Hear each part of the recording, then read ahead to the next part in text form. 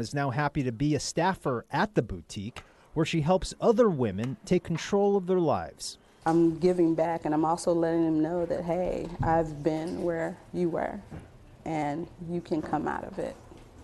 On top of transitional jobs, the Downtown Women's Center also has 119 units of permanent supportive housing for women.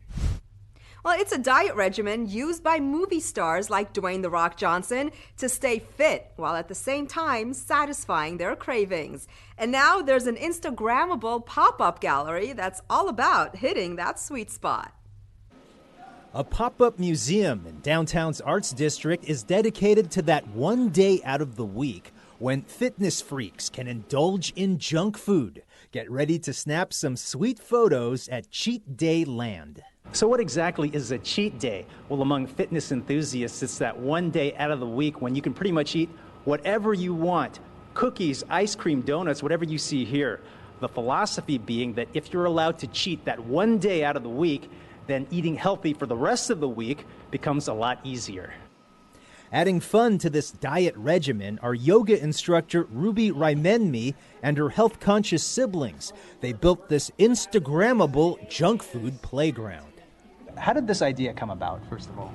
You could tell our viewers. Well, I was in Japan and I went to Tokyo. I love the museum that I saw over there.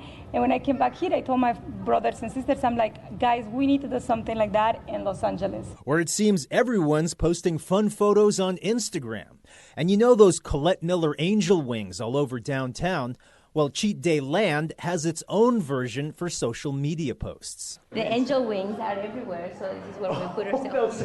Those are angel chicken wings. Yeah, they're chicken wings. So this is the wings that we have at Cheat Day Land for you guys. I eat cake because it's someone's birthday somewhere, right? There's always someone's birthday, right? It's a good excuse to eat chocolate. Yes, and this one, when people get it in the picture, it's like, you look like you're small, so let's get in the frame. Right, and you're like inside the big chocolate cake. What do they say about America? It's just a big melting pot. Well, this is a big cereal bowl that I'm going to jump into. There's no water here, but we're going to give it a shot. No jumping. You can't jump in. Yes. Or can you? Is it safe enough to jump? It's for you. Yeah? It's where you watch it. Because I don't know what's underneath there. Nothing. Okay, here we go. So when we were little, we used to eat alphabet soup, and we used to have like the spoon, and we used to spell out things on the soup. So when we decided to create the museum, we were like, we need like a pool, and we were thinking of different ideas, and we wanted something colorful, but also something you can play around with. Plenty of playing around for sure. Bring your friends and your camera to Cheat Day Land at 2018 East 7th Street in downtown's colorful Arts District. Snap your videos and photos while you can. The pop-up gallery is expected to shut down at the end of the month. Get some international soccer groups to team up, and what do you get? More chances for kids to play ball and go to college. Here's more on the newly formed Los Angeles United Football Academy, Espanol. More than 300 LA kids learned soccer and with it many life lessons at the Los Angeles United Football Academy, the city's youth soccer academy. But soon the program may get to double the number of kids to 600. I don't like to be cocky, but I'm really good. Well, it's fun. I feel I'm good at it, and I enjoy it. The reason for the academy's growth, its new partnership with the Spanish La Liga and the RCD Español of Barcelona, ranked among the best soccer teams in the world.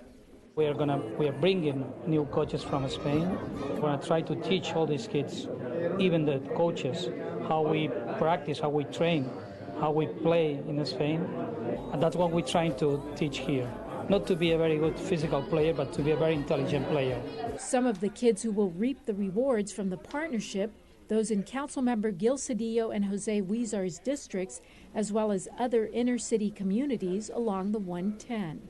I believe in sports as a vehicle for training future leaders. It teaches young people how to set goals. It teaches young people how to collaborate and how to work together.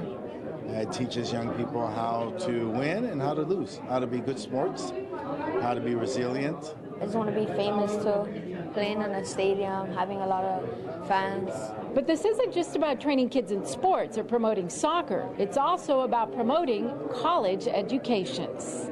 We use soccer as a platform to keep them in school and performing well in school, and then we introduce them to coaches at the college level, and we've had very good success at connecting kids from these neighborhoods to college opportunities. It could help me get to places that I probably wouldn't get, like maybe I can get a scholarship. There might be a handful of kids that will make it to the professional level, either here or in Europe, but the remainder of the kids, which are about 99% of them, hopefully will be on a path to college. The newly named Los Angeles United Football Academy Español has committed to get college scholarships for all its soccer trainees who qualify. The other commitment, of course, to teach the kids to play ball. And here's another perk for the kids. Many will get to visit Spain and train with professional players from the team there. Meanwhile, AmeriCorps tutors just arrived on campus with plenty of pep reserved for their students as City Year kicks off opening day. Like soldiers in the battle to boost test scores, these AmeriCorps members are pumped for deployment. They're part of City Year, a tutoring and mentoring program in underserved neighborhoods. Usually I'm excited, but when I'm on City Year, I'm extra excited. School Board President Monica Garcia wishing AmeriCorps members good luck. They're off to classrooms across Los Angeles to provide one-on-one instruction. City Year says this intimate style of teaching is proven to boost test scores. I'm from the Koreatown area, so now I'm lucky enough to be able to serve the students that are there, the students of color. I came from a low-income immigrant community, so I always knew that I wanted to come back, like I said before, to my community to somehow help out. And I think education is the most viable way for me to help. For Erica Kenny, returning for a second tour is a labor of love. My favorite part about service is my students. My students are the most incredible group of people I've ever met. They're hilarious, they're resilient. I'm extremely lucky to get to serve in the community that I do. This tutoring and mentoring program takes place in 28 cities nationwide. Apply for duty today at cityyear.org. Over at Union Station, a new diesel-electric train just rolled in, putting passengers and the city on the right track when it comes to green energy. Congratulations, Los Angeles. You're now one of the lucky cities that gets to experience one of the most popular locomotives in the marketplace today. And these locomotives are clean. They were the first passenger locomotives to receive the Tier 4 emissions certification, making them 90% cleaner than locomotives running today. It's going to make service a lot more reliable here in Southern California, and it's also going to make service a bit more fast. And so all the people down here that use this Amtrak corridor, which is the second most popular Amtrak line in all of the United States, are going to benefit from these new locomotives. Well, I really encourage people to try these new locomotives. I mentioned on Amtrak, but also on Metrolink. You know, rail is improving so fast in Southern California. If you haven't ridden lately, I'd really encourage people to take a train ride and see how convenient it is. Do art, revitalization, and economic development go hand in hand? Well, in Reseda, you bet they do. And they all come together at the 3rd annual Reseda Rising Art Walk and Night Market. Taking pictures and selfies in this lit-up art piece was a thing. Did you guys want a picture together, by any chance? So was this live figure drawing art workshop, free to artists at any level. The 3rd annual Reseda Rising Art Walk proved art is definitely in the eye of the beholder. You guys love art? Yeah. You can go to any tent, you can see personalized paintings, you can see chalk, you name it and you'll find it. It's right here. This 20-year-old is already well on her way to becoming an artist with a capital A. Her art pieces have sold for as much as $500 a pop. So how does one set a price on art? Do I really like it or do I really not like it? And if I really like it, then I usually price it a little bit higher because it's worth more to me. But if it's not as great to me personally, even if someone else loves it, I'll put it a little bit lower. But at this art walk, art took on every form imaginable. Breakdance moves, Check. Scalp art? Check. Lowrider car show? Check. Art on jewelry? On easels? On chalkboards? Check, check, and check. I brought my daughter because she's an artist and I wanted her to see what other artists do and the heart and soul that they put into their work. For myself, just learning about the different cultures and communities and where their different art styles come from is very interesting and will definitely influence my art, I think. I like the jewelry. I don't know if that's considered art, but I like the jewelry. You know, when they make the jewelry, yeah. But all this art had an economic development focus as well. It was part of the Reseda Rising Initiative, a plan to turn this part of the valley into a thriving economic area.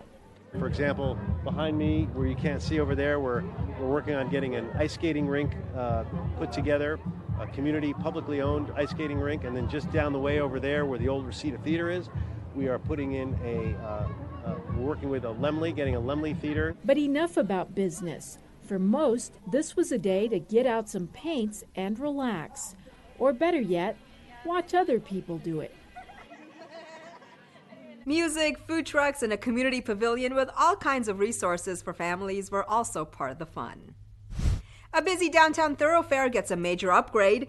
The mayor talks women empowerment and a new playground for kids at Cleland Park. All these stories in City Beat. Councilmember Jose Huizar joined LA's Department of Transportation, Bureau of Street Services, and downtown LA residents to celebrate the transformation of Spring Street, a major downtown LA thoroughfare. The upgrade reconfigured Spring Street to create protected bike lanes curbside on the east side of the street, with parking next to traffic flow. This upgrade is phase one of Huizar and LADOT's $2.3 million Main and Spring Forward project. When completed, the project will improve intersections and crossings for pedestrians, upgrade the existing buffered bicycle lanes to protected bicycle lanes, and reduce bus-bicycle conflicts. So it's incumbent upon us that we think of how do we make better use of our public spaces and get away from prioritizing cars to prioritizing people, bicycles, and other modes of transportation. Mayor Eric Garcetti and First Lady Amy Elaine Wakeland kicked off the second annual State of the Women and Girls Address and Young Women's Assembly. Women's achievements, challenges, and future opportunities were the focus of the conference. The event brought together civic leaders, hundreds of young girls and women for in-depth conversations, panels, and presentations on the state of gender equality in Los Angeles and what we all need to do to make a change. We need to look back and say 27 years ago, we stood up for the voices that said Me Too, for the voices that said time's up. LA's Department of Rec and Parks, along with Councilmember Gil Cedillo, gathered for the grand opening of Cleland Avenue Bicentennial Park's new playground. This playground project was completed with support and advocacy of community members, the Arroyo Seco Neighborhood Council, and the Skelton Group. This new playground features a host of challenges for children ages 2 to 12 and comes with a shade canopy. Councilwoman Neri Martinez has teamed up with the Department of Cultural Affairs to unleash a huge dose of art and culture in Van Nuys by kicking off a spectacular light show at the second annual Van Nuys Arts Festival. Imagine the government buildings at Van Nuys City Hall transforming into a misty forest of light beams and digital rays. The whole point of this year's theme is this virtual forest and incorporating technology into the art community. This was the second annual Van Nuys Art Festival. Live projection mappings, virtual artwork, and a 3D dance party were just some of the attractions. One up this time. Reverse. This is really catered to showcase the talent here in the Valley because, so many times we actually have to go over the hill to go see someone's artwork or to go check out a opening of a gallery. And not only was artwork of all kinds available, but people of all kinds, big and small, got to turn artists for a night at this graffiti art battle and block party. Arts and culture and creativity is alive in the San Fernando Valley. The Discovery Cube Museum's Animal Tracks Footprint Workshop left the kids smiling. And for those with an appetite for more traditional fare, The beer garden offered hearty ale and hearty entertainment. All of this artsy stuff gave art lovers something to dance about, including council member Nuri Martinez. Organizers expected the festival to attract about 3,000 people. The Van Nuys Arts Festival was free. Celebrate Dia de los Muertos over at Hollywood Forever Cemetery. Bring the family out to a Halloween festival at MacArthur Park, or embark on a haunted hayride. All this in this week's Things to Do. The 19th annual Dia de los Muertos honors the Aztec goddess Coatlicue, who gave birth to the moon, stars, and the god of the sun and war. Her most famous monumental representation was at the Temple Mayor in Mexico City. After the Spanish conquest, the temple was destroyed and her statue was buried because it was considered an inappropriate pagan idol by Spanish invaders. After languishing in obscurity for more than 200 years, she was rediscovered in 1790. This event is part of LA's Department of Cultural Affairs Latino Heritage Month, a citywide commemoration of Latino history, heritage, and tradition in Los Angeles. It takes place at the Hollywood Forever Cemetery on October 27th at 12 p.m. The City of LA's Department of Rec and Parks, Councilman Gil Cedillo and Westlake South Neighborhood Council invite you to Halloween Festival at MacArthur Park. There'll be lots of fun events, including a costume contest, face painting, haunted house, arts and crafts, trick-or-treating, and a special screening of the movie Hotel Transylvania 2.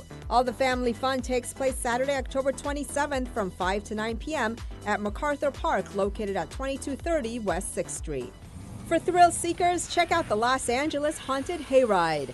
The famed Griffith Park attraction takes folks on a hayride through the old zoo, where they'll face the underworld and portrayals of the 7 deadly sins. Are you ready to experience the thrill of the ride?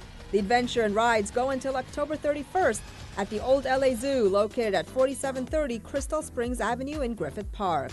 For more, visit LosAngelesHauntedHayride.com. And that's a look at some things to do. Well, that's going to do it for this edition. I'm Yana Kay. From all of us here at LA This Week, thanks for joining us. A reminder that you can catch us online at lacitv.org and check out our newest social media videos, LA This Minute. We'll see you back here next week for more of LA This Week.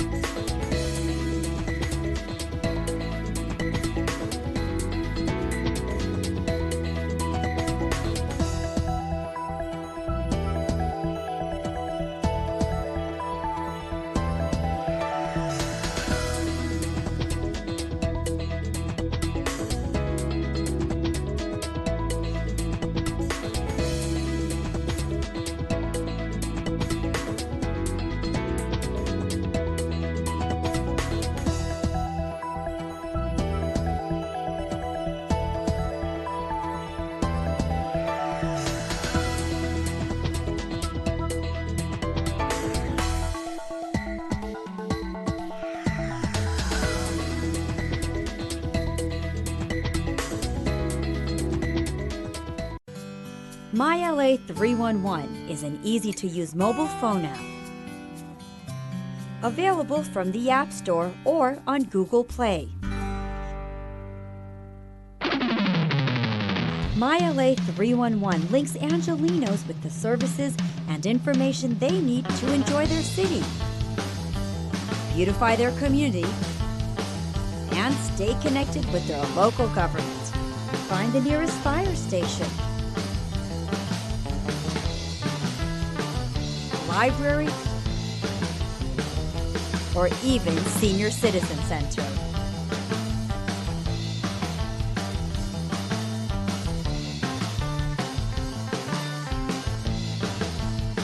Request graffiti removal.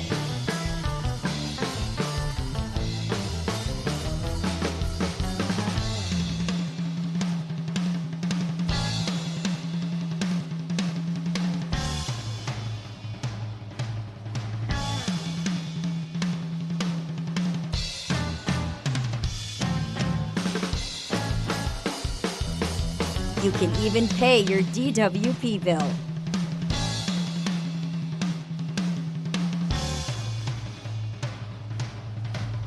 Keep up with what's going on at City Hall.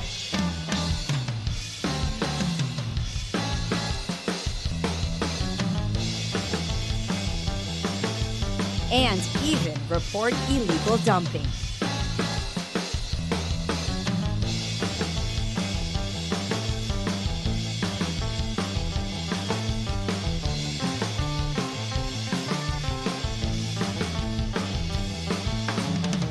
My LA 311 puts the power of City Hall in the palm of your hand. Hi, I'm Shannon Lamert Park. You're watching LA City View, Channel 35, our city, our channel.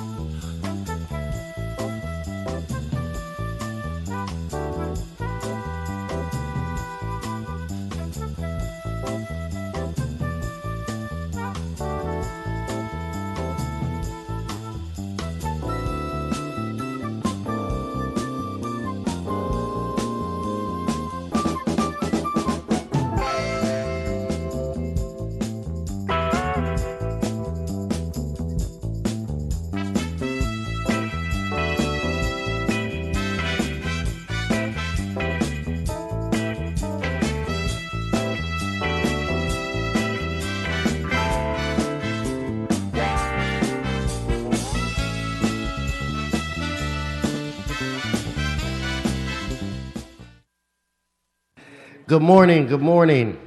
If everyone would please take their seats, please take their seats. Today is Tuesday, October 23rd. We want to welcome you to City Hall and to your Los Angeles City Council. Madam Clerk, we do have a quorum. Would you call a roll? Blumenfield, Bonin, Buscaino, Cedillo, Englander, Harris Dawson, Weezer, Koretz, Krikorian, Martinez, O'Farrell, Price, Rodriguez, Rue, Wesson, 10 members present and a quorum, Mr. President. First order of business. Approval of the minutes. O'Farrell moves, Martinez seconds. Next. Commendatory resolutions for approval. Cedillo moves, Koretz seconds. Next. Mr. President, today is Tuesday and it's time for the flag salute. Okay, if all would still rise for the salute of our flag, will be led today by Mr. Buscaino. It's with great honor. Please rise, remove your caps and hoods. Right hand over your heart, ready to begin. I pledge allegiance to the flag of the United States of America and to the republic for which it stands, one nation, under God, indivisible, with liberty and justice for all. Thank you, Mr. Buscaino. Could we run through the agenda? Mr. President, items 1 through 7 are items noticed for public hearing. Do you have cards? Yes, sir. There are cards on 1 through 7, sir. Continue. Items 8 through 21 are items for which public hearings have been held. There is a request to hold item 10 on the desk. And furthermore, 21A through E, our budget and finance reports are submitted without recommendations. Motions are required for A through E. And also, liens for 21A should be reduced to $1,273.56, and the lien for item 21B should be reduced to $2,654.38 in as much as the liens were paid. Okay, thank you. Let's hold items 10, 11, and 12. Ms. Martinez? I'm trying to follow the new process for the lien, so I just want to confirm 21B, 21C, and 21D for me. Is that correct? Yes. Mr. Rue? Is that the new process? Confirm the reduction and the lien for 21A. Okay, and that would leave 21D held on the desk, sir. Okay, well- No, I'm sorry, E, as in Edward. Okay, let's prepare to vote on the remaining items. Let's open the roll, close the roll, tabulate the vote. 12 ayes. Okay, next. Items 22 through 25 are items for which public hearings have not been held. 10 votes are required for Okay, consideration. so without objection, those items are now before this body. Mr. President, there are cards on 21 through 25, sir. Okay, let's hold that. That brings us where? That brings council to presentations, items called special or general public comment, sir. Okay, let's quickly go to our multi-comment section. If I could get Mr. Murphy. Sean, you have items 1 through 7 in general public comment. What's the other items?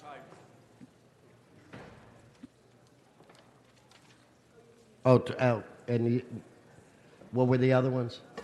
I filled it on, Chief. I believe 22 through 25 also. And Mr. 22 through 25. Thanks, Go ahead, City Sean. Attorney. Thanks, City Attorney. I appreciate it. Item 25, I'm against. Good luck for our Dodgers. Item 1, I am supporting. General public comment. Give him his 1 minute for general public comment. Dodgers, I hope we win the World Series. Thank you. Good cap, Sean. All right. Okay, let's vote on. We'll vote on items 1 through 3, items 22, 24 and 25. Please open the roll, close the roll, tabulate the vote. 12 ayes. Okay, where's Ms. Ramirez? Antonio Ramirez?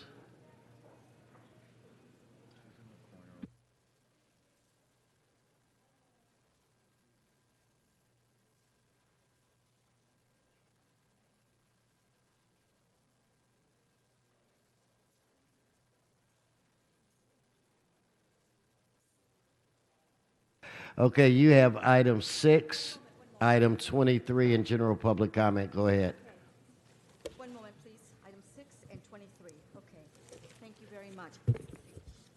Ladies and gentlemen, carry your stuff. The Chango gangbangers are in the house.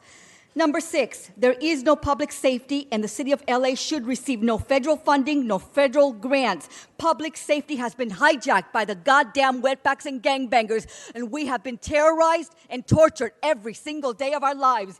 Therefore, no funding to the city of Los Angeles. Our public safety chairperson has failed to keep public safety at bay, and what he has done is basically cancel all the public safety meetings. That's why we are in shambles. We are basically under siege by these goddamn Chango Latino wetbacks and gangbangers. They control the politicians and they control all the big kahunas, but they don't control us. That's why we're homeless. Let's give you on your. We'll do the 1 minute for general public comment. Go ahead. No, just go ahead. What, number 23? Thank you. Ladies and gentlemen, I am here to talk about, this is by Koretz and Bloomingfield, funding for kitchen renovations for food training programs at the Chabad of Westwood. I say hell no. Until the Chabad of Westwood gives us, rightfully the homeless, that they have robbed our money. They have robbed us in federal institutions, banking, credit unions, and our homes. Until these Jews, Chabad Orthodox Jews, return all our money and our property and our livelihood and stop the fucking gang stalking, then we can renovate their kitchen. But first, put us back in our homes. Give us back our money. Give us back our livelihood. They have robbed that from me and from many others. That's why we're under the Israeli Mossad gang stalking shit. So do me a favor. I'm not an ass licker. I've earned it. I live on the streets, and I have to put up with the fucking foot patrol soldiers that work for the Israeli Mossad and the Chabad. The Latino Chango wetbacks and the gangbangers. Okay, are thank foot you. patrol soldiers. Thank you. All right, your time is done. So that ends our multiple, Mr. City Attorney and Madam Clerk, that ends the multiple section of our agenda today. Ms. Ramirez, your time has expired. Please take your seat. Ms. Ramirez, your time has expired. Sergeants, help her find a seat. How about help her Thank to the you. door? Thank Help her you. to the door. Mr. President, there are requests for items 9 as well as 22 to go forthwith, sir. So forthwith. On items 9 and 22, sir. Yes. Now let's vote on items 6 and 23. Let's open the roll, close the roll, tabulate the vote. 13 ayes. Okay.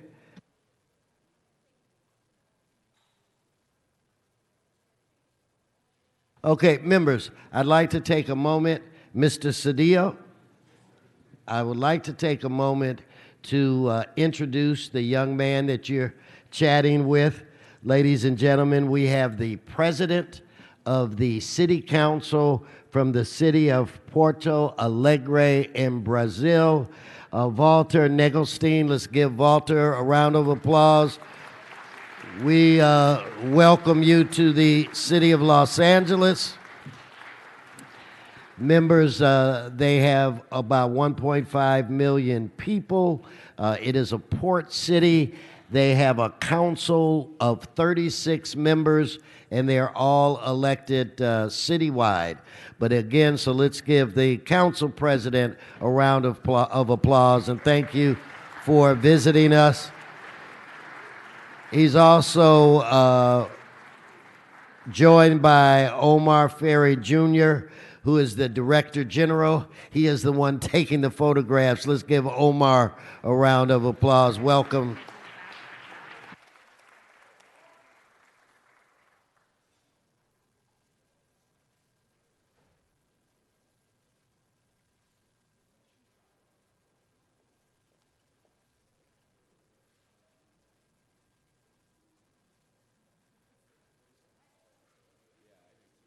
Okay, we've got Miss Rodriguez.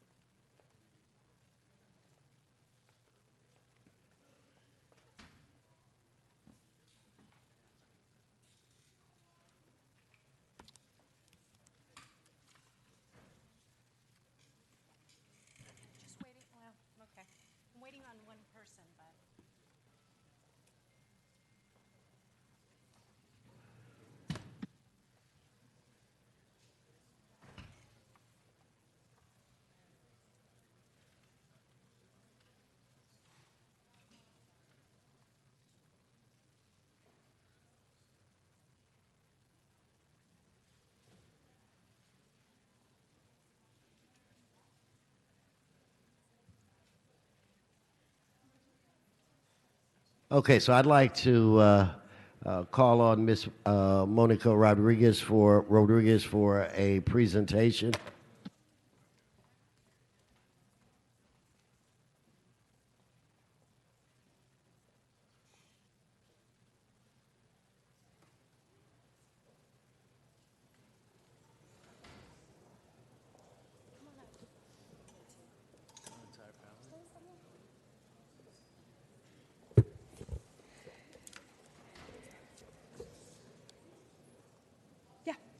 They're bringing them.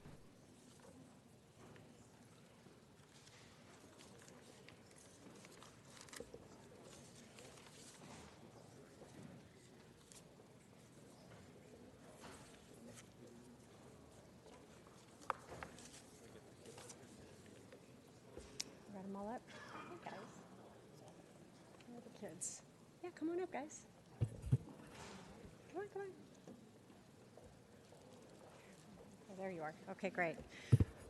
Good morning, colleagues. Well, I have the very distinct honor this morning to sub in and pitch hit for my colleague, Councilmember Jose Huizar, this morning to celebrate an individual that is very special to the community of Ramona Gardens, someone who has an incredible history on the east side, but more importantly, an individual that has never forgotten his roots. And I'm here this morning joined by our own all-star here from Los Angeles, Noé Ramirez, from he's a professional Major League Baseball player for the Los Angeles Angels. And, well, you know, here around this horseshoe, we like to celebrate, and tonight is a very special day for those of us here in Los Angeles. Go Dodgers. Sorry, Noé. You know, we bleed blue here. But it's really an incredible honor for so many reasons. And I was exchanging with Noé earlier because of his incredible history and narrative that I think is incredibly important and reflective of how many youth in our communities, regardless of where you come from, whether it's Boyle Heights or Pacoima, that you can have major league dreams and fulfill them here in a city like Los Angeles. So, as I mentioned, Noé is a Ramona Gardens native who used his talents. Go Ramona Gardens! I hear Ramona Gardens in the house. Who has used his talents and skills to reach the very height of excellence in his sport. But also, he is someone who feels strongly about giving back to the young people in his community. He is someone who understands what it means to come out of public housing for himself, for his family, and for his community, and for that, we wanted to honor him here today. He is also a Major League Baseball record holder. Noé is joined this morning by his parents, Maria and Rafael, and his siblings, and I want you to help me welcome, in the best Los Angeles City Council way, Noé Ramirez, the pitcher for the Los Angeles Angels.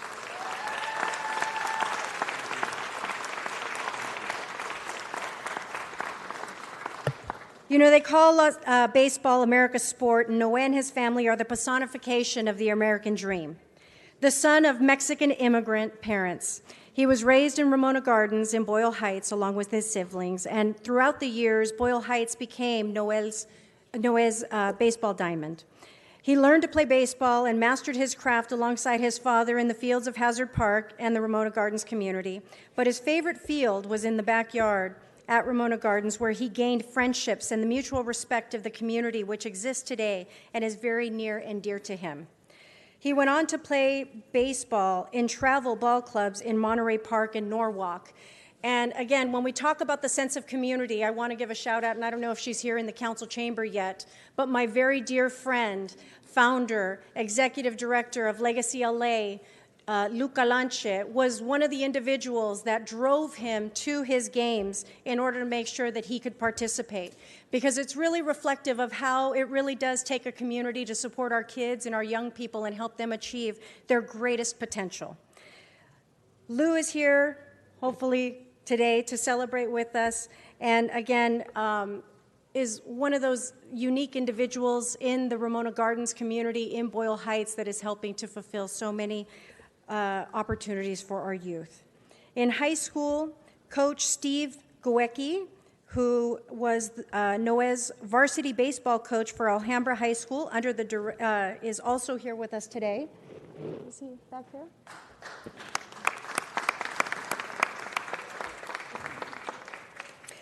And it was clear that Noe had the right stuff, and the coach saw that and was instrumental in helping him fulfill those major league dreams. He was a standout high school player who earned many honors, including the Cal High Freshman of the Year, 4 first-team All-League honors, Almont League MVP, All-CIF First Team, 4 Almont League championships, and 4 CIF playoff bids. That's damn impressive. That's amazing. In college, Noe, with those impressive accomplishments, earned a scholarship to play baseball for Cal State Fullerton, which has one of the richest college baseball histories in the nation. Noe earned All-American honors, All Big West Conference first team honors, and in 2009, his Fullerton team made it to the NCAA Division I Baseball Championship in Omaha. Because of his impressive play on the diamond, Noe was selected to join the 2010 USA Baseball Collegiate National Team and competed in the FISU World Baseball Championships in Tokyo, Japan, where he helped to bring home the silver medal.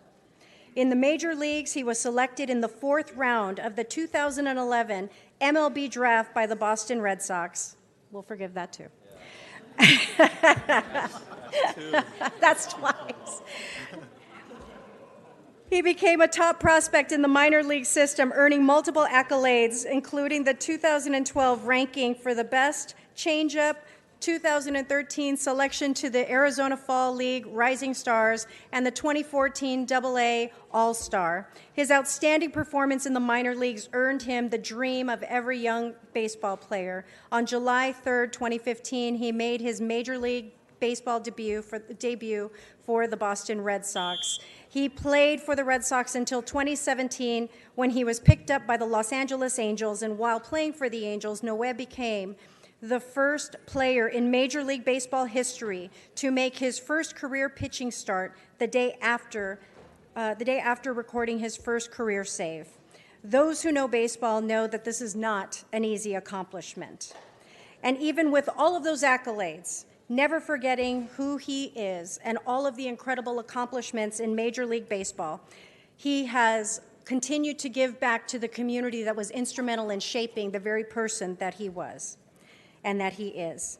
He gives back by helping others to achieve their Major League Baseball dreams by running baseball clinics for the Ramona Gardens Boys and Girls Club during the off-spring. And he continues organizing clinics and hopes to continue with other programs to make sure the youth are being served with the best opportunities possible. Noe, on behalf of a grateful city and the community of Ramona Gardens, we'd like to thank you for your incredible service to the city of Los Angeles. I'd like to invite you to say a few words. Welcome. Thank you. Thank you. First, I'd like to thank God. Obviously, without His help, this wouldn't be possible. And thank you, city officials, for the recognition. A lot of hard work has gone into this, so to be recognized for it is a pretty good feeling. I'd like to thank, my family, obviously. They been supporting me since day one, nonstop. So,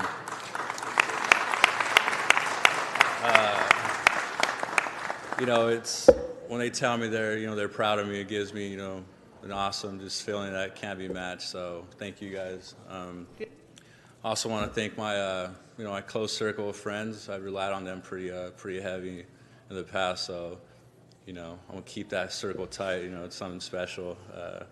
But also, I want to bring up, there's been other players besides me from the East LA, Northeast LA area, who have done the same thing, if not, done more. So, I'm getting recognized, but I'd also like to, recognize them for, being an inspiration for me as well, and for a bunch of kids. I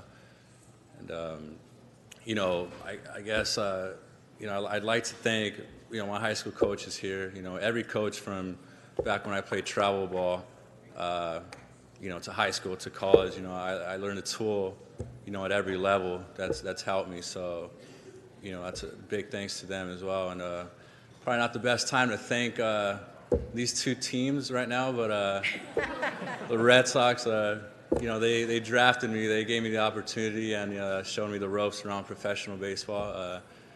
And the Angels, I get to live at home, live my dream with my family. I guess live our dream together.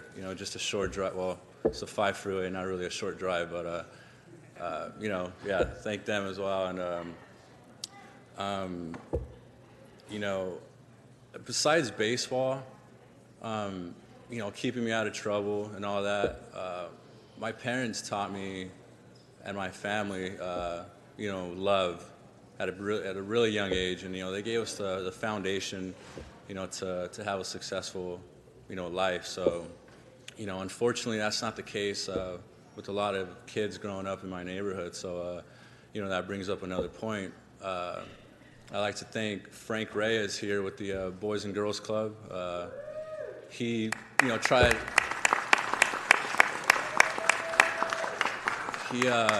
He saw a need for a club in Ramona Gardens and, did everything he can for, to get a club there. And now it's, I think, 3-4 years in and, going stronger than ever. They have all the resources to help these kids succeed, just in case they didn't have that role model or, those tools taught to them at a younger age. Also, Lou with Legacy LA. Just got here. Right here. She's done a lot for the kids as well, more academic, which is awesome. So, again, thank you guys. This legitimizes the fact that I've impacted kids, and I can't think of anything better than that. So, thank you guys. Thank you. No, thank you, Mr. Koretz. Mr. Koretz. I just wanted to congratulate you on this recognition and on being a great LA story. And I have to admit, with the irony of today being your day of honor, I'm well known as a Dodger fan, but I'm also a closet Angel fan. When I first started going to games as a little kid, the Angels and Dodgers both played at Dodger Stadium, so I became a fan of both. And my father was probably a little bit bigger of an Angel fan. And so my one bucket list as a sports fan, the only thing that remains is seeing the Angel-Dodger World Series. And I've been waiting for 60 years, or almost 60 years. One year the Dodgers are good, but the Angels aren't. It's very rare that they both make it. So we know the Dodgers are a good team. We know they're going to win the pennant next year also. But the Angels are a good team too, and I think with your leadership, hopefully you can give me the Angel-Dodger World Series that I've been waiting for almost 60 years. So congratulations on a great career so far, and we're very proud of you. Again, congratulations. Let's give him one more round of applause.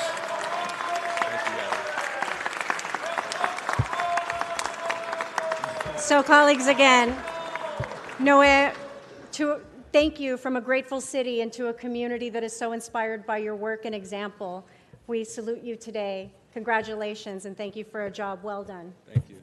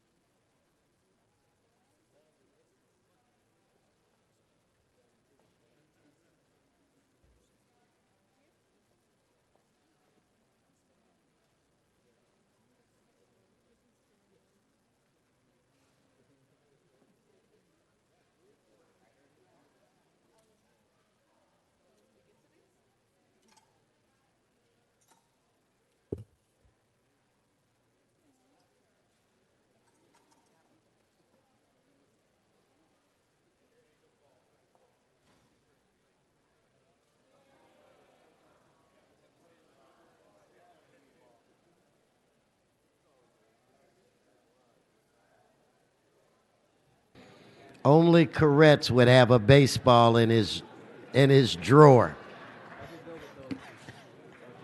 Only Paul.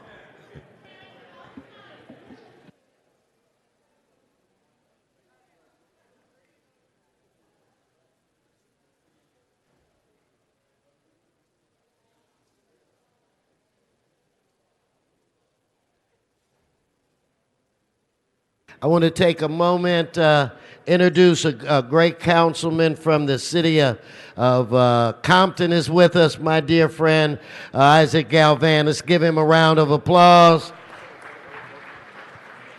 I thought that was you in the front row. Welcome.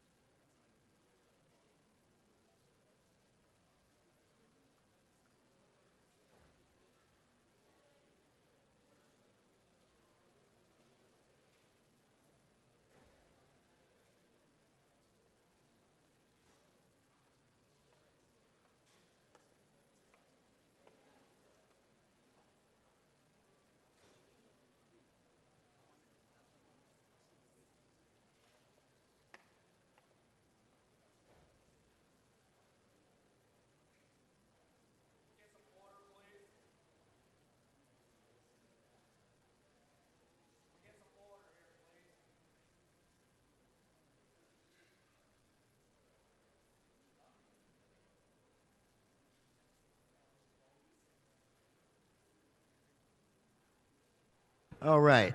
Let us, Madam Clerk, let us take up item 11.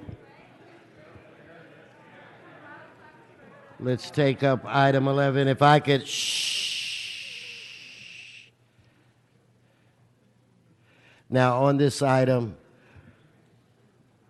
public comment was already satisfied, so I'd like to call for the vote. We're on item 11. If you would open the roll, close the roll, tabulate the vote. 13 ayes, 1 no. That is approved. Okay, now, let's keep it down. Let's keep it down. Now, if we could take up item 12. It's my shh, no disruption. We're taking up item 12. It's my understanding.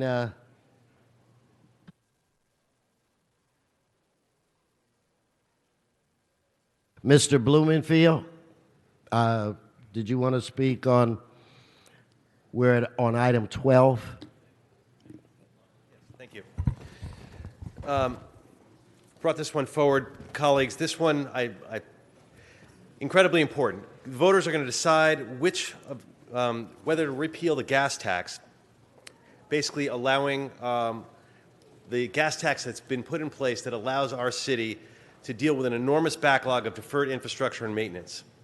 Let's make no mistake about it, passage of Proposition 6 would be a disaster for Los Angeles and its residents.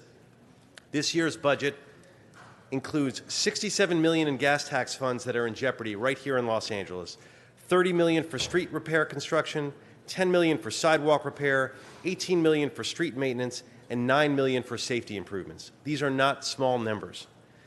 It's true that SB 1 increased the gas tax and vehicle registration fees for California motorists, but the average cost for motorists is about $10. And to repeal this would not be penny wise and pound foolish. It would be penny wise and pound foolish. When you look at the actual costs, poorly maintained streets have a real cost on all of us. The estimations are that by keeping our roads in decent shape, we'll save drivers more than $31 a year in operating costs, $55 per year in less time in traffic. Another study found that the poor pavement conditions cost Los Angeles drivers more than $900 a year in repairs. So the $10 on average is nothing compared to what we are already paying by not having this. Now, this doesn't even include all of the money that we pay out in lawsuits every year. We pay a tremendous amount of money out because of our broken streets. And if this measure passes and we continue to have more broken streets, we're also going to continue to pay millions of dollars in liability. Also, when you look at Metro, there are important transportation projects that are funded with SB 1. And I just wanted to mention a couple of them. $150 million for the LAX airport connector, $75 million for the Orange Line improvements, $167 million to relieve choke points on the I-5. I could go on and on. This is real money that is critical for our infrastructure. Passage of this proposition would harm our local economy. The infusion of funding also equals more than 2,000 good-paying construction jobs with 7,000 additional jobs per year. It is critically important that we maintain our infrastructure. This proposition would be a disaster for our city and a disaster for infrastructure. I urge colleagues to oppose this proposition. I urge an aye vote on this measure. Thank you. Mr. Koretz. No, you're disrupting the meeting, sergeants. We're having a meeting disrupted. Let's help this young lady find a seat. Miss, you're disrupting this meeting. I'm asking you to be quiet. Okay. Now, so Mr. Koretz. Sorry, Mr. President. We should wait till the woman in the audience is Well, shouting. let's just show her a seat on the outside. We'll remove her. Thank you.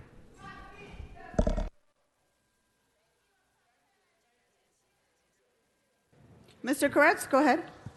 Thank you, Madam President. I won't go into the merits and lack thereof of this measure since Mr. Blumenfield did a good job of that.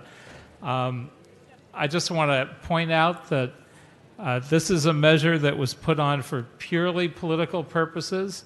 The Republican Party put it on the ballot so that it could attract voters in some of the key congressional races and turn out more Republicans.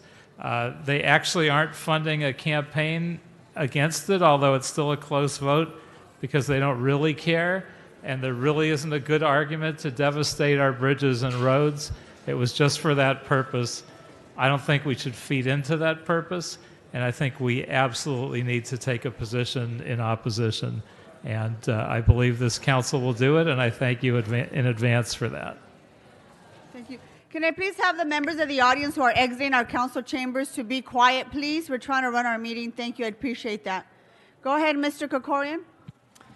Thank you very much, Madam President. And I just want to rise to thank Mr. Blumenfield for bringing this matter before us. It's absolutely critically important for the people of California.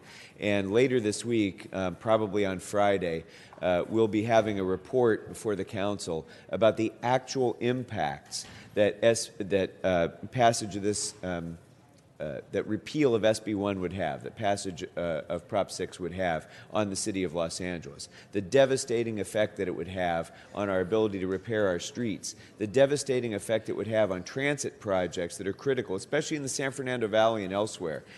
Orange Line improvements, the East Valley Transit Corridor, the North Valley Bus Rapid Transit, all are projects that are dependent in large measure on SB 1 funding that would be eliminated if Prop 6 were to pass. So we'll be getting more into depth on the specific impacts on Friday, but I think that it's important that people understand that for pennies a day, they risk the transit future of the city and county of Los Angeles and the rest of California.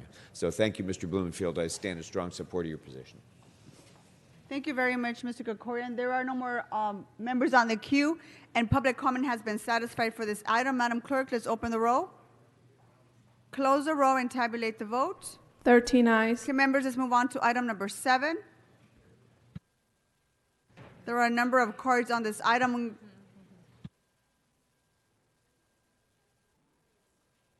I'm going to go ahead and take up the cards for item number 7. Gerard Wright, are you here?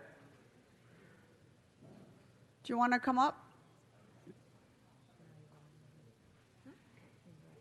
Olivia Lee? Gerard Wright, are you here? Mr. Wright, are you here? Okay. Scott Longhurst, are you here? Can you please come up? Good morning, Mr. Wright. Go ahead. Good. You have. Did you just fill out a card for this item? Yeah, just 1 minute for this item. Go ahead. Thank you very much. Gerard Wright, Policy Manager from the LA County Business Federation, commemorating our 10th anniversary this year. And one of the things that we just would like the council to hold on making a decision, taking a vote on this item. We just want to be partners in this particular piece, because we see the impacts of what this will do for housing, impacts will do for many projects that will be impacted in connection with the street damage restoration fee. We don't say we do not need the fee. It's more of how much it is and where it's coming from and how it was, the process and how it was produced. That's really where our opposition lies, and we want to, again, partner with the city because we see the Olympics are coming. We see a lot of projects in Measure, and we are with you all in opposing Proposition 6 and defeating that. We want to see progress, but we also want to see a lot of good things happen, such as dropping the cost of housing development so that we can increase affordable housing in the city. Thank you so very much. Thank you. Next speaker. Good morning, council members. My name is Olivia Liu, the LA Area Chamber of Commerce. We understand the city's objective to increase these fees and the need to recoup the cost from street damages. However, these increases are excessive and will dramatically increase the cost of utilities for Angelinos by 1,300%. We've been open and willing to work with the city on this issue, yet none of our concerns have been taken into account as it is moving forward. So we're asking for your reconsideration, and thank you for your time. Thank you. Next speaker.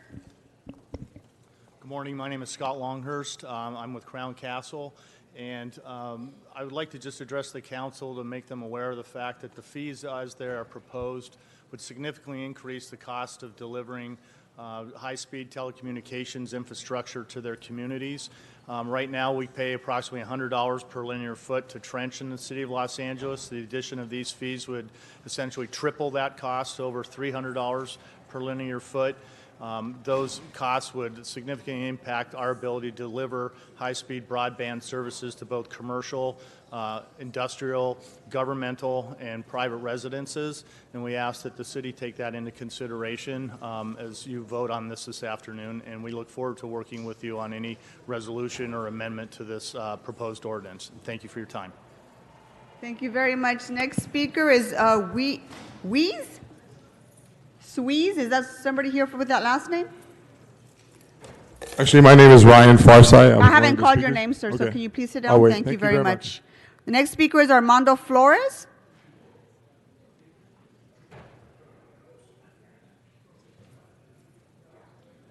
Followed by Peter Hidalgo and Ryan Farside. Good morning. Good morning, council members. My name is Armando Flores, Legislative Affairs Manager with the Valley Industry and Commerce Association, VICA. We are here today to oppose the changes being proposed to the street damage restoration fee, which would significantly increase costs for utilities throughout the city by approximately 1,300%.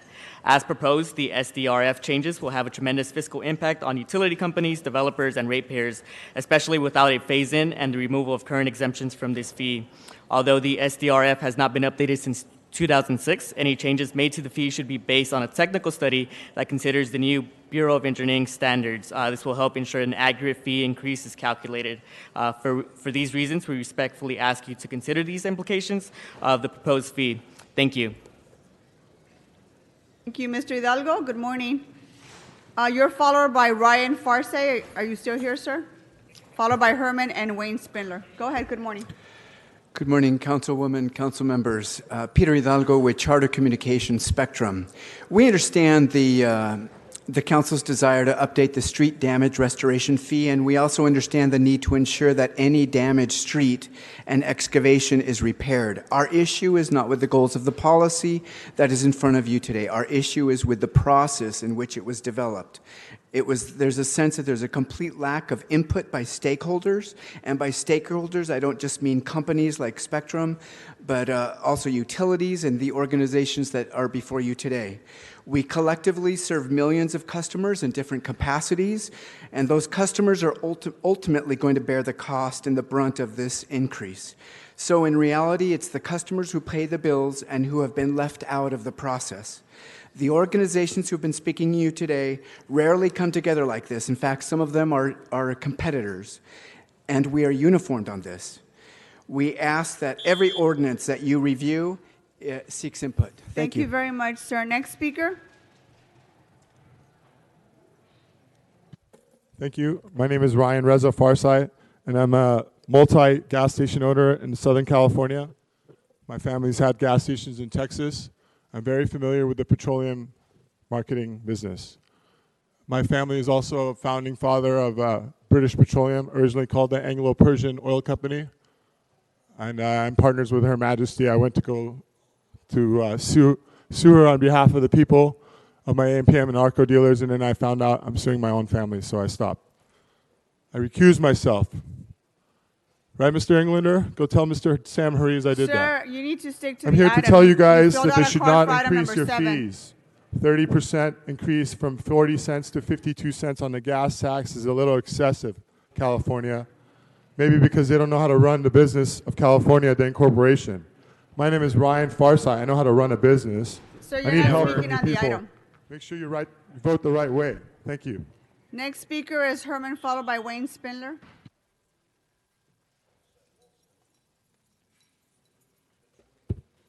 Well, if we're going to repair our so-called street damage, why can't we repair all infrastructure instead of douchebagging the voters for more money? Why is that? Why are we having a recommendation for voters on Measure 2, Measure 10, and all these fucking measures when today at this point you still can't fix our goddamn fucking sewers, let alone fix our streets? As long as there's a jackass politician from Sacramento like you, Mr. Fauble, who's not a politician, you're going to learn the hard way that people are tired of voting on bullshit nonsense for items that they're not getting for what they vote on or what they're petitioning So we this seem to be off administration. topic, Mr. Herman. So the issue is Section 62.06, fuck your municipal code and fuck your rules. Next speaker, Wayne Spindler, item number 7. So, as a puppet, as a goat, I'm against this fucking thing. No on increasing this damage fund. No, and I join Gil Cedillo in affirmatively saying no, hell no. And we're fighting everything we can. Mitchell Englander and Englander, Kanabi, and Allen are behind this piece of shit. And also Nuri's behind this piece of shit. And her Republican voting deputy, Alexis Marin, is clearly behind it. No, we don't want it. No, we don't like you. We don't like your funds. And we know there's a lot of street damage. So who's going to stand the fuck up and vote no? How about you, Fauble? Are you going to vote no? You would, you dumb fuck. So you'll vote yes, but you know what we're all going to say? Fuck you. Okay, Mr. Englander? Yes. Thank you, Madam President. You know, this street damage restoration fee is something that has been near and dear to my heart. In fact, Joe and I set out a number of years ago and wrote a 1,000-page plan, SOSLA, Save Our Streets and Sidewalks for Los Angeles. On Monday, this last Monday, once again, we've paid out millions of dollars in slip and falls on our sidewalks. And though this is about the streets, we've never fully recovered all of the costs when utilities tear up our streets and don't coordinate that with the city. In fact, and Ms. Rodriguez will appreciate this, coming off the Board of Public Works, during that time when we were writing SOSLA, we had actually learned there was a process for utilities and others that cut into our streets that they have to actually put a medallion in the street to mark who did the work so we can find out in a year or two or even 6 months later who did the shoddy work and who didn't when the streets start eroding. And the thing is, a year doesn't seem that long. In fact, our study called for looking at 3 to 5 years because you lose the integrity of a street if you cut into it too soon. It takes time to cure. And that cost has been on the taxpayers and our failed and crumbling infrastructure for decades. Herman, you're disrupting this, so sit down, or I'm going to ask Madam President to escort you out. Mr. Herman, this is your last and final warning. Thank you. So with that, this has been a long time in coming to make sure that we can actually recoup the costs. But there's a problem. There's a little problem, and it's so significant that I wanted to shine a light on it. And the problem is that while 80% of the streets that are cut into within that 1 year are utilities, 10 or 20% aren't. In fact, we have about 200 different utilities and contractors that cut into our streets. The problem has been the coordination with these utilities because these are long-term infrastructure investments when they're putting down or installing new pipelines, when they're putting in fiber networks, when they're updating their infrastructure. They know through their strategic plans how long that's going to take. But their coordination with other utility companies, their coordination with contract administration, the Bureau of Engineering and Street Services, has failed miserably, and the system just didn't work over many, many years. This, I believe, will fix that.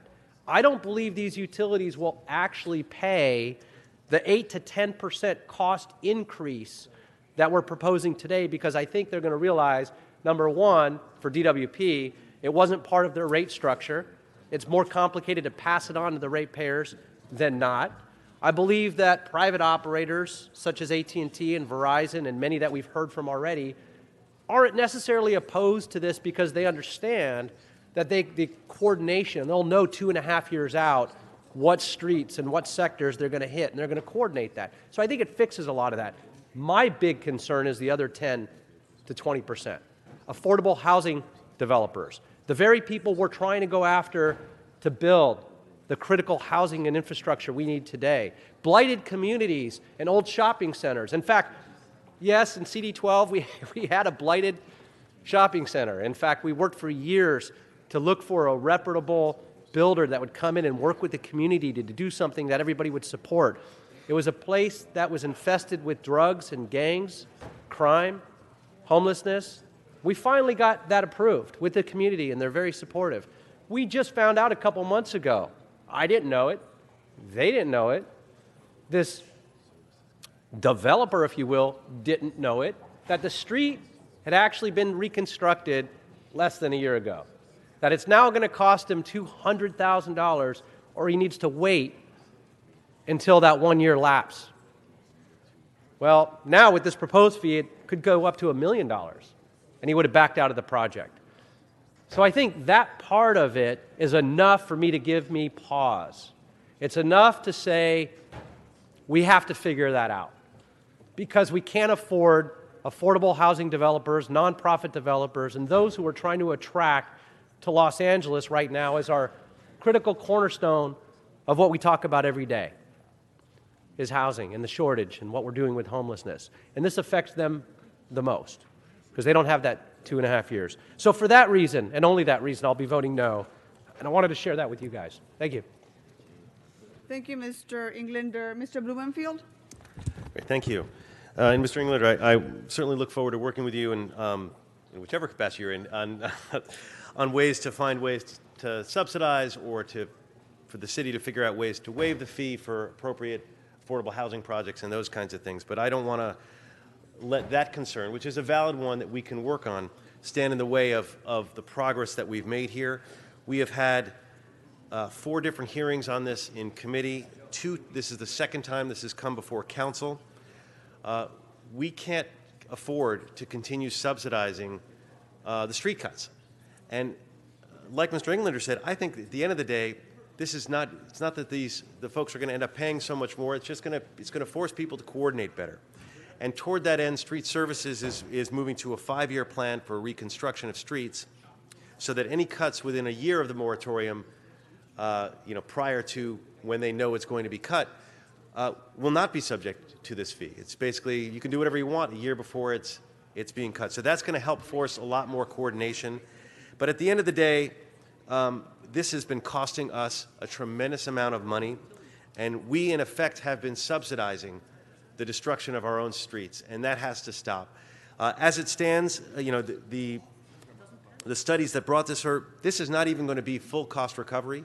It's going to be more cost recovery, which is very positive, but it's not even full cost. So we're going to continue with some sort of a subsidy, but this takes us in a very positive direction, and I urge your aye vote. Thank you. Thank you, Mr. Blumenfield. There are no more members on the queue. Let's go ahead and take up this vote. Let's open the roll, close the roll, and tabulate the vote.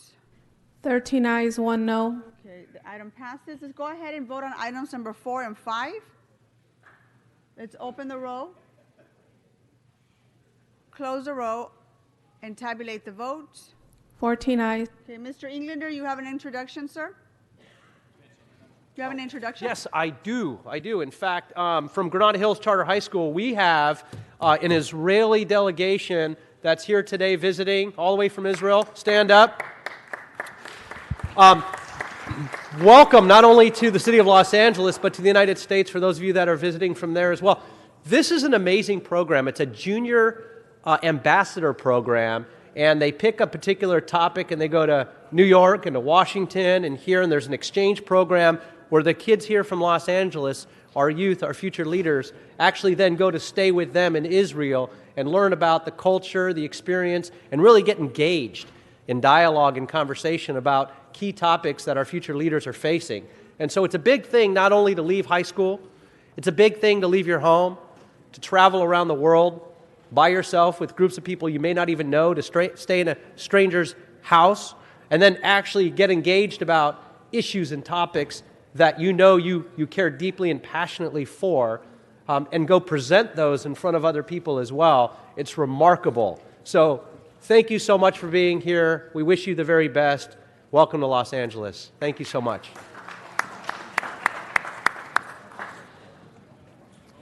Thank you, Mr. Englander. Let's go ahead and take up item number 10 as amended. Yes, Madam President. Just for the record, the amendment for item 10 has been posted, circulated, and is now before council. Okay, that item is now before us, members. Let's open the roll, close the roll, and tabulate the vote. 14 eyes. And Madam President, for 21E, there is a request to continue this item to November 6, 2018. Okay, without objection, that will be the order. Do you have anything else? Council has motions for posting and referral. No, we have general public comment, Madam Clerk. Oh, yes.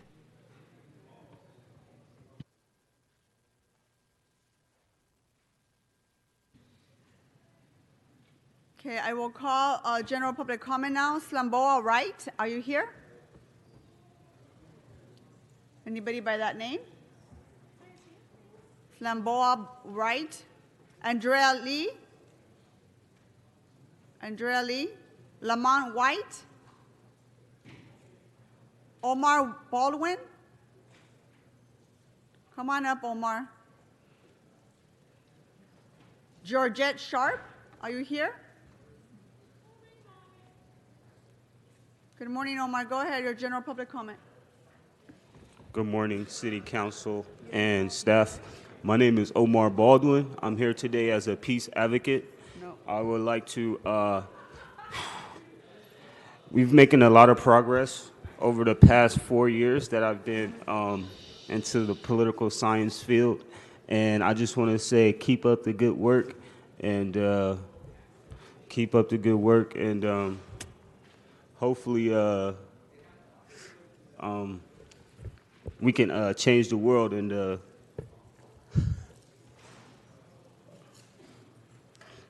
yeah, it's got a lot of work to do, guys. Tons of work. Peace. Thanks, Omar. Georgette Sharp. Georgette Sharp. Abel Molina. Maria Osorio. Joe Stringer. Patrick Smith. Beverly Roberts. Pastor Smart.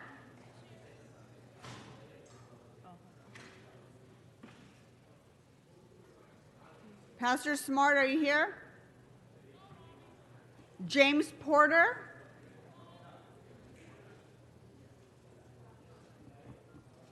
Kai Utsumi. Kai Utsumi, are you here? Asiola Zankara. Aziora Sankara. Eduardo Martinez. Ryan Farse, are you here? Ryan? Wayne Spindler, followed by Herman, followed by Jill Stewart. Go ahead, Wayne Spindler. So, yeah, in City Watch today, this disgusting story. Nuri Martinez's deputy, Alexis Marin, is really a Republican, has always voted Republican, lives in Pasadena. The whole scam. Marries Justin Wesson. Justin Wesson has been voting as if he lives in L.A. He's been living in Pasadena. Voter fraud. Voter fraud. Massive trouble. This family is absolutely in chaos. Why? Why is Nuri Martinez using a floor deputy who's a Trump supporter? Why? She only changes it to Democrat to cover her tracks. We have the records. Nuri Martinez is hiring Trump supporters. Fuck Justin Wesson. Fuck Alexis Marin. Next speaker, Herman, followed by Jill Stewart and Antonia Ramirez. So as you heard about State Measure 2, and it deals with amending mental health services to act and fund a Place Like Home program. Well, there is no place like home other than fuck you, Kevin De Leon, and fuck your bonds, and fuck your homeless issues. How will we replace a physical impact? By adding to repay up to $2 billion in bonds when these goddamn jackasses from City Hall can't fix the homeless problem and fix the mental health issues that they've created on our streets on a daily basis. And even here, you got Justin Beaver Wesson, who can't fucking tell you whether he's voting here or voting there because he's committing fraud. He's the same fucking liar like his father, who can't wipe his ass with a toothpick because he's too short, like Dibble-Dwarf Englander, whose little dick is impotent like his brain. Next speaker, Ryan Farsay. Mr. Herman, sit down. Your time is up. Mr. Herman, sit down. Can you please, sergeants, remove Mr. Herman? You're done, Mr. Herman. Have a good day. Jill Stewart, are you here? Ryan Farsay? And Antonia Ramirez? Thank you, ma'am. This is a matter of principle. This is of grave importance. We must stop the homeless fraud, waste, and abuse. El Puente or New Bridge Housing, located at 711 North Alameda, Los Angeles, California, 90012. Not everything is honky-dory. It's a total sham. Your staff supervisor, Waldo, who is a Latino Chango gangbanger and sympathizer of the Chango gangbangers that are housed there, is also a butt kisser, along with Asha, Perla, and Danielle. They are inefficient, inept, incompetent. Not to mention butt kissing the Latinos and allowing the gangbangers to roam around freely and commit their criminal mayhem. Again, let me just give you a list of some of the crimes that they are committing. They're committing vandalism, graffiti, El Foncito, theft, gang stalking, harassment, spiking, and tampering with all the food, the water, the juice, and the condiments. And the drug dealers also go into the men's bathroom and do their drug usage in the men's bathroom from 4 to 6 in the morning. They get combative and hostile. Thank you, Ms. Ramirez. You're done. Ms. Ramirez, you're done. Thank you very much. Ryan? Thank you. My name is Ryan Reza Farsai. I represent all those flags above you, ladies and gentlemen. I'm here. My main goal today is to let America know that you're under control. A message for Tiffany Shannon McDaniel. The IE Mr. or the Farsay, two can we letters hold in on the his last time? name. Can we hold his time? Mr. Herman is being removed and is being disruptive of our council meeting. He is indeed. In the middle of the speaker's comments, he just started shouting. And is disrupting the meeting, and we've had to hold the speaker as he shouts all the way out.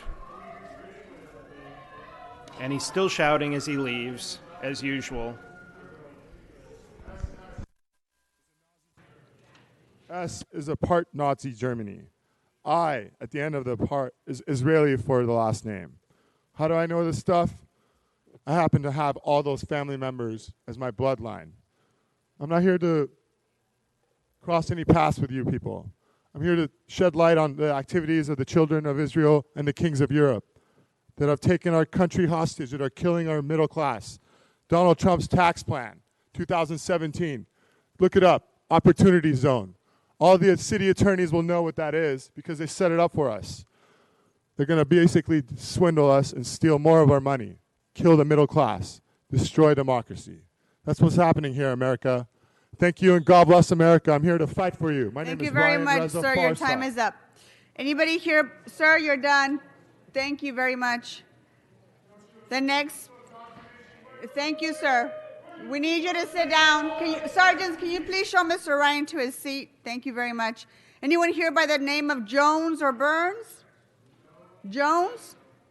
Anybody here by the last name of Burns? Are you together? Okay, 1 minute each. Go ahead, Mr. Jones. Go ahead. Yes, I'm speaking on behalf of Nature's Hotline in the 8th and the 9th District, and our two representatives. We're a very unique organization, and they're in dire straits of finances, and I was kind of concerned about the grid. The gang retention, whatever that thing gives, they have like all these millions of dollars going to these gangsters, gangbangers. I was wondering why Nature's Hotline, a 40-year entity, a stake in our community, why they cannot be funded like the gangsters and the gangbangers. I was just wondering that because I know their programs are very necessary. And what they bring is innovative activities and ideals to catapult the community to another level. I understand that you in cahoots with the Promise Zone. The Promise Zone has meant nothing to Nature's Hotline. I see the Promise Zone giving money in the 8th and the 9th District to every organization that has something to do with gangs and gangbangers, nothing to do with the community organizations that's been in the community for over 40 years. Share some of the money. That's all. Thank you. Next speaker. After you speak, Maria Gomez, are you in the audience? Maria Gomez? And then followed by Eric Previn. Go ahead, ma'am. Hi, I'm Janie Burns, also with Nature's Hotline, a 40-year-old community service program. I've been working with them for 20 years. We raised all of our funds. We never asked the city for any help. Right now, an older guy is unable to help us with the funds. So we're stopping you from having to have to fund gangbangers. We're teaching children to respect themselves and law and how to create a financial portfolio at the age of 12, and we're showing them the inside of the law and having them into the courthouse so when they go there and face the courts, maybe the crime will stop and maybe the funds that they raise or steal or whatever, this all based on financial and eating rights. So we think that the city should respect us and pay us some attention. That's what we're looking for. We have the program located on 1444 West Martin Luther King. The children have been fed, they have knowledge, but we need to continue on. So we need your support since Mr. Ryans is no longer able to help us to raise the funds. And I'm looking forward to the 8th and 9th District to pay us some attention. Thank you very much. Thank you very much. Next speaker, I've already called Maria Gomez, doesn't seem to be in the room. Eric Previn.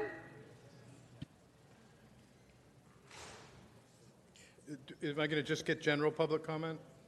Yeah? Okay. It's Eric Previn from Studio City. Thank you.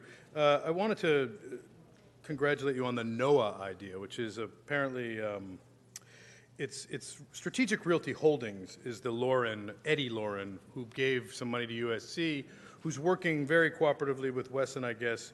It's Jane Lauren, who's the Happy Foundation, who's... Anyway, they're going to be doing something that I think is interesting. He believes that all the amenities that people want in a brand new property can be delivered at half the price in an existing property. So he's working on that over at USC. You know, you guys take a political position on item, I guess, 11, 12, and 20 today. Are you telling people what to do on propositions because you all agree? We in Studio City also have views, but we want to hear from both sides. So on Friday nights in the next couple, we're going to have a civic open forum where we hear from candidates on both sides and on both sides of the propositions, because we think that's a good use of our open library. And thank you for supporting. Thank you, Mr. Previn. Now that concludes our general public comment. What's before us, Madam Clerk? Council has motions for posting and referral.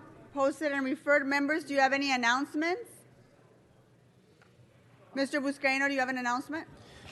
I just want to thank the residents of Watts who came out last night for our Bridge Home open house. Marquise Harris-Dawson, thank you, Mr. Marquise Harris-Dawson, for joining me and all of our service providers and the entire CD15 team who came out. And a number of individuals, residents, stakeholders, attended neighborhood council leaders in Watts, LASA, the mayor's office. Just want to take a moment to thank them for putting together a great event and looking forward to the other two that's going to happen in CD15. Thank you.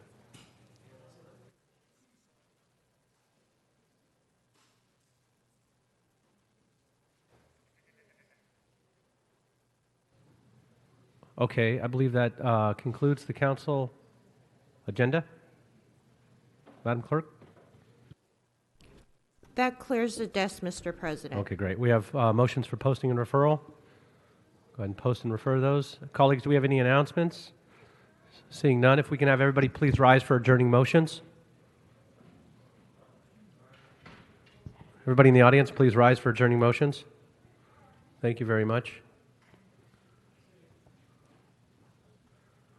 Councilwoman Martinez. Thank you very much, Mr. Colleagues. Members, I am now part of a club of friends who have lost a parent. It's a small club, but nevertheless, it's a club that we never want to be a part of. Mr. President and colleagues, I'd like to take this opportunity to adjourn in the memory of Guadalupe Lupe Padilla. Senora Padilla passed away after unexpected illness on Monday, October 15th. She was only 74 years old. We are all deeply saddened by her passing. Senora Padilla was born on March 27, 1944, in Chihuahua, Mexico. She immigrated to this country from Mexico just like my parents did in the late 1960s. In 1968, she married Santos Padilla, and together they raised 3 incredible children, Julie, Alex, and Ackley. For 40 years, Senora Padilla worked as a housekeeper to support her family, giving them everything that she could hope for in order for them to succeed. In 1999, she became a U.S. citizen because she wanted to vote for her son in his own election when he was running for LA City Council. She was full of nurturing love and dedicated herself to better her community. Senora Padilla always displayed her empathy and compassion for those in need and those who were committed to serving others. She had a fondness for children and established the Magic Kids Club for local kids in the neighborhood to keep them active and out of trouble. Senora Padilla hosted countless holiday celebrations and posadas for the community to come together. She volunteered with community groups, including the Salvation Army, and prepared homemade meals for local firefighters, day laborers, and the disadvantaged. She also organized a donation drive for those affected by the Oklahoma City tragedies. Senora Padilla instilled her 3 children with the ideals of selflessness and helping others. All of them are public servants now, truly embodying the spirit of their mother's desire to make an impact. Julie is an educator with LAUSD, and Alex serves as our California Secretary of State, and Ackley has been my Deputy Chief of Staff for the last 5 years. I've known the Padilla family for decades now. I grew up with them, and I'm certain that Senora Padilla was beyond proud of all of what her children are doing to better this world. One of the things that our Catholic moms have in common when we run for office is they believe in prayer, and they believe in the power of the rosary. And I will never forget what a devoted Catholic she was. And every time they got together, all these moms of us who are serving in office, so one thing they would have in common, and they would talk about it all the time, is you need to pray the rosary when the election's coming. Because that is the one thing that kept them together and bonded. And it's something that was beautiful for all my friends who we've grown up with together and are now serving in public office. I know Ms. Rodriguez can attest to this. The power of the rosary is what our moms have. And Mrs. Padilla owned that. And one of the most beautiful memories that I have of her is how much she loved seeing us all run for office, and how proud she was of all of us, whether she was volunteering or cooking home-cooked meals for all volunteers. The one thing she always did, and she did it really, really well, is made sure that we were all fed, make sure that we were all thanked, and make sure that the volunteers kept coming back, because she was a darn good cook. Senora Padilla will be remembered for her sense of humor, her faith, her incredible cooking, and her love of music, especially the trio music and Mexican ballads. She would always offer you a smile and a big hug every time she saw you. She will be lovingly remembered as Mama Padilla, which is what we all called her. To the thousands of friends and the neighbors and the campaign volunteers who met her over the years, Senora Padilla leaves behind a legacy of altruism which her children will carry on. She will be laid to rest this Thursday in Mission Hills. She will be dearly missed by all of us. Our hearts go out to all the Padilla family. She is survived by her husband of 50 years, Santos Padilla, her 3 children, Julie, Alex, and Ackley, her 7 grandchildren, Christian, Roman, Alex, Diego, Caitlin, Catherine, and Chloe. May she rest in peace, Mama Padilla. We love you. Thank you. Thank you. Ms. Rodriguez. Thank you, Mr. President. Ms. Martinez, I'd like to join you in this adjournment and just say what a remarkable woman she was in embodied service, which is a legacy that is continued with her children, and she will absolutely be missed for a community that was so benefited from her example. And it's a huge loss to the community of Pacoima. It's a greater loss to the Northeast San Fernando Valley. May she rest in peace. And colleagues, I'd like to join you as well. I remember Mama Padilla very well in many campaigns, and I remember her actually in one of Alex's races where she was in a corner and gathered a few people around to pray. The rosary. The rosary. Yeah. And asked that when I was standing with him to join them, to to which I did. And I'm also from the same club, unfortunately, of losing both parents. And I know how close-knit the Padilla family is and what she has done to raise 3 incredible children that will forever make a footprint and a difference in thousands, if not millions, of lives. I know she's looking down and so proud. And my heart, my prayer goes out to the entire family as well. Thank you. Thank you. Mr. Rowe, yes. And Mr. Rowe as well. With that, looking for another adjourning motion, Mr. Kretz. Thank you, Mr. President. I'd like to adjourn in memory of a friend and former constituent, Irv Rosenfeld, who passed away on October 8th at the age of 82 in Beechwood, Ohio. And he moved there for the past several years with his wife, Gail, to be closer to their children. Irv was a computer genius, and his career as a computer simulation analyst spanned 4 decades, beginning in New York City and then for many years in Los Angeles. He had many notable accomplishments at both Atlantic Richfield and the Aerospace Corporation. And he was deeply involved in volunteer democratic politics and organizations and worked on the campaigns and helped elect a number of candidates over the course of many years as an LA resident and CD5 resident. He made many dear friends through his political activities, and he was also involved in a number of eclectic things from astronomy groups to soccer, and shared his enthusiasm for British and World Cup soccer long before soccer gained popularity that it has now in this country. He was the beloved husband of Gail, loving father of Alana and Jack, devoted grandfather of David and Devorah. He was a real mensch, a hell of a nice guy, and will be missed by all who knew him. Thank you. Looking for any other adjourning motions? Seeing none, that completes this council meeting. We are adjourned. Thank you so much. Be safe.